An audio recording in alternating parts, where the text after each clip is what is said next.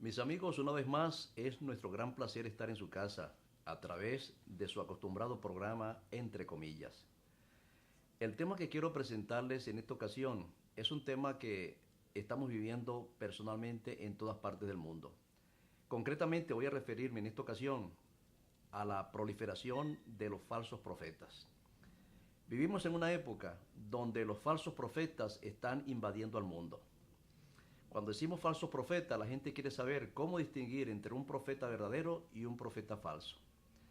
Como preámbulo, déjeme decirle que el mundo ha tenido la visita de grandes profetas en la antigüedad. Algunos de ellos han hecho historia, han pasado y otros han dejado mucho que desear. Hemos estado acostumbrados por muchos años a escuchar a profetas como Notre Dame, entre los amigos mormón a José Smith, entre los adventistas del séptimo día a Elena de White, y en el mundo islámico es muy frecuente escuchar casi todos los días las intervenciones del profeta Mahoma y el Corán. Repito, pero ahora nos toca a nosotros definir qué es lo que podemos nosotros esperar para poder definir quién es un profeta de Dios o un profeta falso. Ese, a fin de cuentas, es nuestra programación en el día de hoy. ¿Cuáles son las pautas bíblicas para determinar si un profeta es de Dios o no es de Dios? Bueno, obviamente voy a presentarles cuáles son los textos bíblicos que podemos mencionar para determinar si un profeta es de Dios o no es de Dios. ¿Qué se necesita para que un profeta califique como profeta de Dios? O en otras palabras, ¿qué se espera de un profeta que realmente está siendo influido por el Espíritu Santo? Lo primero que usted tiene que averiguar, mi querido amigo, es si lo que está hablando el profeta está de acuerdo a la palabra de Dios. En el libro del profeta Isaías, que fue escrito aproximadamente unos 500 años antes de Cristo, el Señor dijo que una de las formas de conocer un profeta verdadero es si el profeta está hablando en cuanto a la ley de Dios y al testimonio.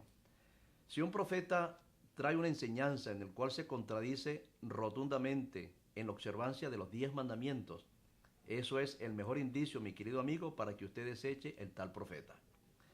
La segunda pauta que presenta la Escritura es acerca de que el profeta de Dios, el profeta verdadero, debe aceptar en su totalidad lo que es la divinidad de Cristo. Porque a fin de cuentas el Espíritu Santo es el que trae la revelación divina. Y el Espíritu Santo en ningún momento se va a contradecir con el contexto de la Santísima Trinidad. Dice, por ejemplo, lo voy a leer en 1 de Juan, capítulo 2, capítulo 4, versículo 2 y el versículo 3. Repito, 1 de Juan 4, 2 y 3. Dice la palabra de Dios textualmente lo siguiente, abro comilla, en esto conoced el Espíritu de Dios.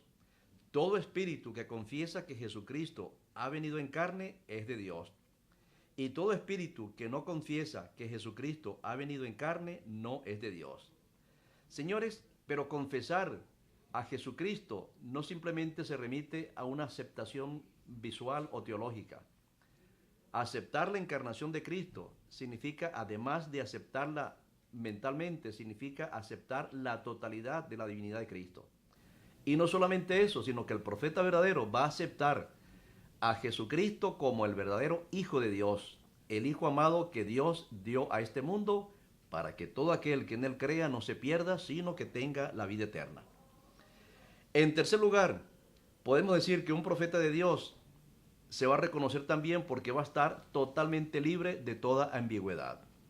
Los profetas en el pasado decían ciertas profecías, como el caso de los profetas civilianos, donde daban ciertas pautas y si sucedía una cosa, el profeta había dicho la verdad. Si no sucedía lo que él decía, de todas maneras concordaba. O sea, se ganaba por una parte y se ganaba por otra parte. Mis amados, esa ambigüedad no debía verse nunca en los profetas de Dios. Voy a leer un texto muy interesante que aparece en el libro del profeta Jeremías, el capítulo 28 y el versículo 9. Dice, el profeta que profetiza de paz, cuando se cumple la palabra del profeta, será conocido como el profeta que Jehová en verdad ha enviado. El profeta, cuando dice algo, tiene que cumplirse con una precisión increíble. Bueno, señores, bajo ese marco están todos los profetas de la Biblia. Todo lo que los profetas dijeron no se sujetaban a ambigüedades. Eran profecías concretas, eran profecías exactas, sí, y no daban ningún lugar a ninguna ambigüedad.